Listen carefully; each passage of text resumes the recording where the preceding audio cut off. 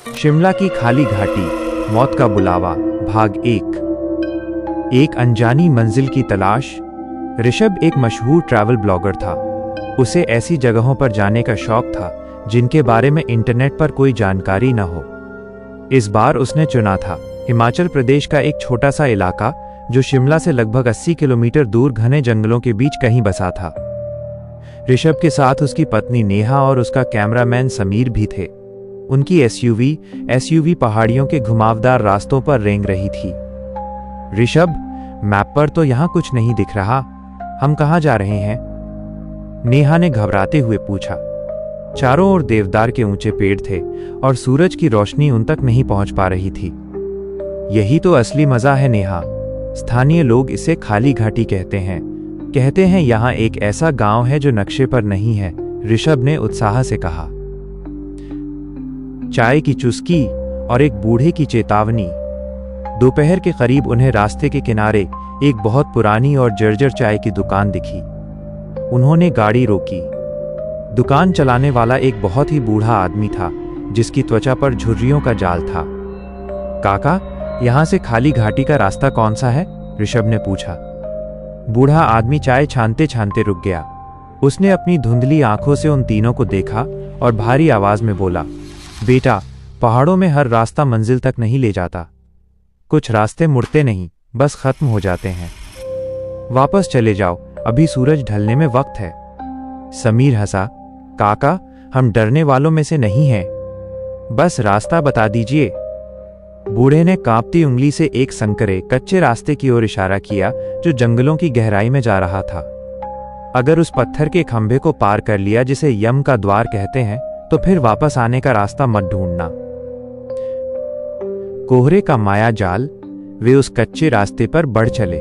जैसे जैसे वे आगे बढ़े, वातावरण में एक अजीब सी भारीपन आ गई। पक्षियों का चहचहाना बंद हो गया था। सिर्फ इंजन की आवाज और सूखी पत्तियों के कुचलने का शोर था। अचानक एक घना सफेद कोहरा उनकी गाड़ी को चारों ओर से घेर लिया। विजिबिलिटी, दृश्यता इतनी कम हो गई कि ऋषभ को गाड़ी रोकनी पड़ी। मुझे कुछ सुनाई दे रहा है, नेहा ने फुसफुसाते हुए कहा। समीर ने रिकॉर्डिंग चालू की।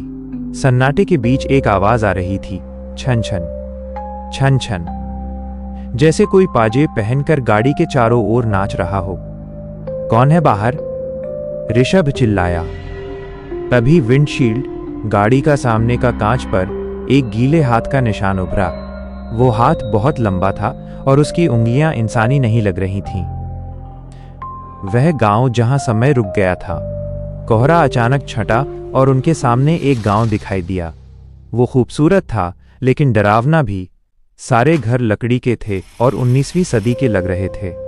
गांव के बीचों बीच एक बड़ा कुआं था। वहां कई लोग खड़े थे लेकिन कोई भी हिल नहीं रहा था। वे सब एक ही दिशा में, यानी उनकी गाड़ी की ओर देख रहे थे। ऋषभ, देखो उनकी आंखें। समीर ने कैमरे को जूम किया। उन लोगों की आंखों में पुतलियां, प्यूपिल्स नहीं थीं। उनकी आंखें पूरी तरह सफेद थीं, जैसे उबले हुए अंडे। वे तीनों गाड़ी से नीचे उतरे। गांव में कदम रखते ही ऋषभ को महसूस हुआ कि उसकी घड़ी रुक गई है। मोबाइल का नेटवर्क तो दूर, उसकी बैटरी भी अचानक 0% पर आ गई। रहस्यमयी मेजबान। तभी एक घर का दरवाजा खुला और एक लंबा आदमी बाहर आया। उसने हिमाचल की पारंपरिक टोपी पहनी थी लेकिन उसका चेहरा आधा जला हुआ था। मेहमानों का स्वागत है। उसने एक ऐसी मुस्कान दी जिससे उसके मसूड़े दिख रहे थे। बहुत समय बाद इस घाटी को ताजा खून मिला है। नेहा का पैर पीछे की ओर मुड़ा, लेकिन उसने देखा कि जिस रास्ते से वे आए थे वहां अब कोई सड़क नहीं थी। वहां सिर्फ एक गहरी खाई थी। आप लोग कौन हैं? ऋषभ ने हिम्मत जुटाकर पूछा। आदमी ने कुएं की ओर इशारा किया। हम वो हैं जिन्हें दुनिया भूल गई। हम वो हैं जो न मर सकते हैं, न जी सकते हैं, और अब आप भी हमारे परिवार का हिस्सा बनेंगे। अचानक गांव के सारे लोग एक साथ उनकी ओर बढ़ने लगे। उनके चलने की आवाज नहीं आ रही थी, वे हवा में तैरते हुए लग रहे थे। समीर घबराकर पीछे हटा और उसका पैर एक पत्थर से टकराया। समीर की चीख उस खामोश घाटी में किसी शीशे के टूटने जैसी गूंजी। ऋषभ और नेहा दौड़कर उस पुरानी दीवार के पास पहुंचे। तस्वीर धुंधली थी लेकिन चेहरे बिल्कुल साफ थे। वही कपड़े, वही कैमरा, यहाँ तक कि ऋषभ के हाथ पर बनी वो खास घड़ी भी उस 1926 वाली तस्वीर में चमक रही थी। भाग 2 समय का भंवर, रुकी हुई धड़कनें और पुराना सच। यह कोई मजाक है? समीर, तुमने ये फोटो एडिट की है क्या? ऋषभ की आवाज कांप रही थी। समीर ने अपना सिर हिलाया। भाई, मेरा कैमरा तो बैग में है। ये असली कागज है, देखो कितना पीला पड़ चुका है। जैसे ही ऋषभ ने उस फोटो को छूने की कोशिश की, उसका हाथ बिजली के झटके की तरह पीछे खिंच गया। फोटो का कागज बर्फ से भी ज्यादा ठंडा था। अचानक उस जले हुए चेहरे वाले आदमी की हंसी पूरे गांव में गूंजने लगी। समय इस घाटी में सीधा नहीं चलता बेटा, वो आदमी उनके करीब आते हुए बोला। यहाँ बीता हुआ कल और आने वाला कल एक ही चौराहे पर मिलते हैं। तुम 100 साल पहले भी यहीं आए थे और तुम आज भी यहीं हो। कार का गायब होना, हमें यहां से निकलना होगा अभी, नेहा चिल्लाई और पीछे की ओर अपनी एसयूवी की तरफ भागी। ऋषभ और समीर भी उसके पीछे दौड़े, लेकिन जहां उन्होंने गाड़ी खड़ी की थी वहां अब सिर्फ कंकाल जैसी दिखने वाली झाड़ियां थीं। उनकी आधुनिक गाड़ी गायब हो चुकी थी। उसकी जगह जमीन पर एक पुरानी बैलगाड़ी के पहिए पड़े थे जो सड़ चुके थे। गाड़ी कहां गई? अभी तो यहीं थी। समीर पागलों की तरह चारों ओर देखने लगा। तभी उन्हें महसूस हुआ कि उनके अपने कपड़े भी बदलने लगे हैं। ऋषभ की ब्रांडेड जैकेट धीरे धीरे फटने लगी और एक पुराने ऊनी कोट में तब्दील होने लगी। नेहा की जीन्स एक भारी घाघरे में बदलने लगी।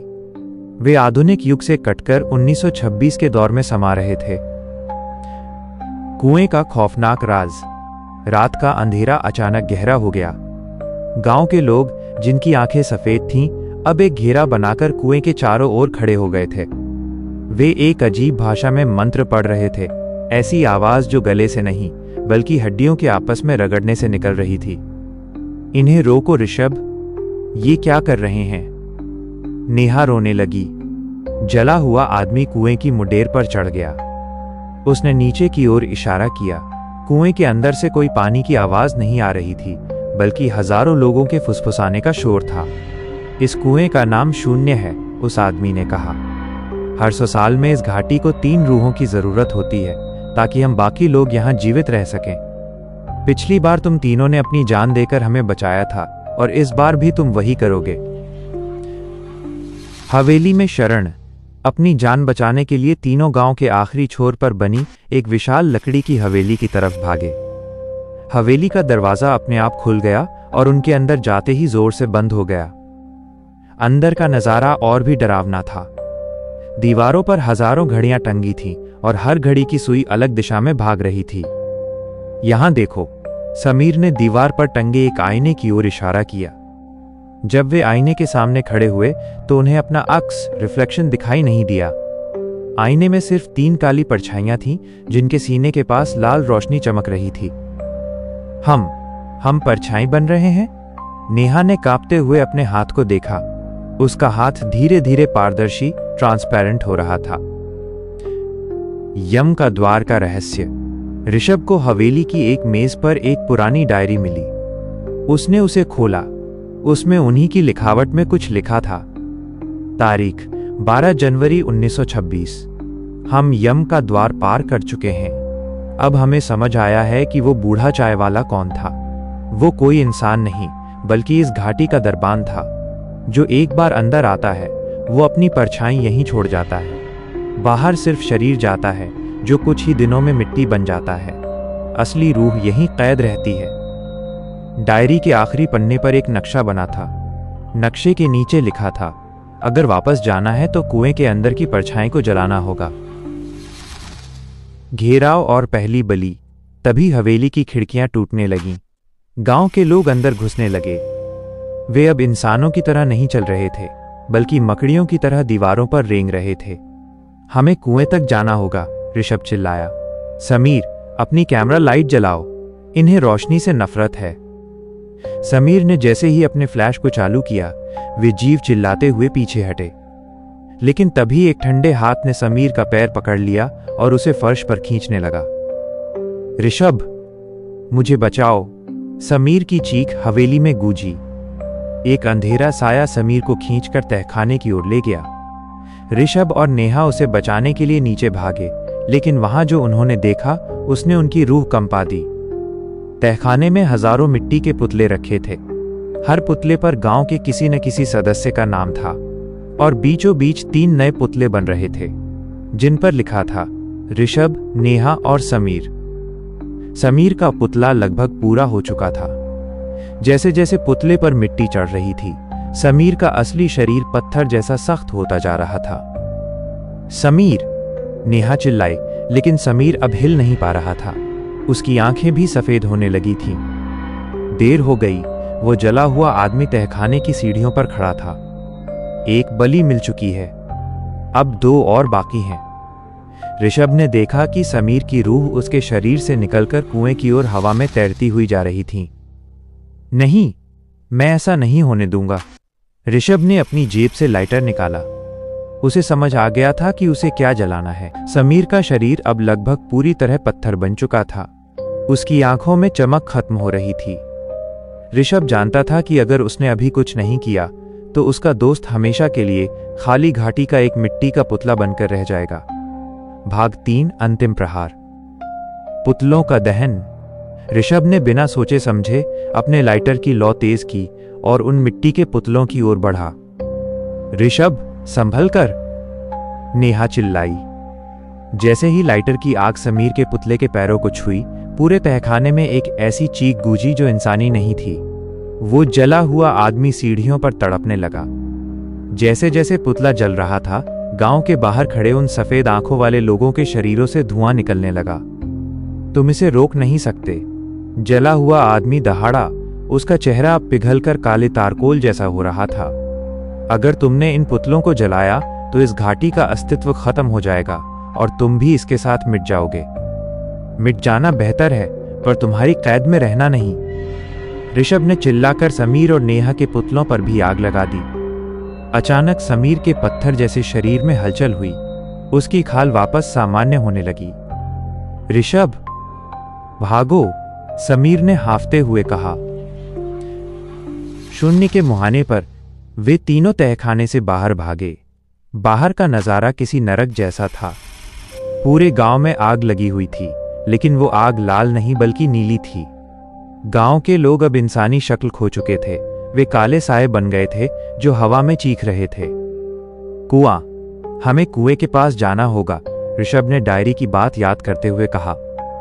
जब वे कुएं के पास पहुंचे तो उन्होंने देखा कि कुएं के अंदर का काला पानी अब ऊपर की ओर उबल रहा था। पानी के अंदर हजारों हाथ दिखाई दे रहे थे जो ऊपर आने की कोशिश कर रहे थे। डायरी में लिखा था कि अपनी परछाई को जलाना होगा, नेहा ने चिल्लाकर कहा। ऋषभ ने कुएं के अंदर झांका। उसे पानी की सतह पर अपनी, नेहा की और समीर की परछाई दिखी, पर वे परछाइयां उनके साथ नहीं हिल रही थीं। आईने की तरह दिखने वाली वे परछाइयां कुएं के अंदर से उन्हें घूर रही थीं और मुस्कुरा रही थीं। समीर ने अपना कैमरा स्टैंड उठाया और उसे मशाल की तरह जलाकर कुएं के अंदर फेंक दिया। जैसे ही जलता हुआ स्टैंड पानी से टकराया, एक जोरदार विस्फोट हुआ। यम का द्वार और वापसी। विस्फोट के साथ ही एक वैक्यूम पैदा हुआ जो सब कुछ अंदर खींचने लगा।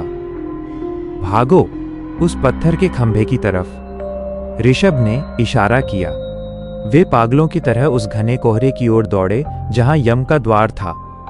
पीछे से वो जला हुआ आदमी, जो अब एक विशाल राक्षसी साये में बदल चुका था, उनका पीछा कर रहा था। उसके लंबे हाथ नेहा के बालों तक पहुंचने ही वाले थे कि अचानक ऋषभ ने समीर का कैमरा उठाया और उसकी पूरी फ्लैश लाइट एक साथ उस साये पर छोड़ दी।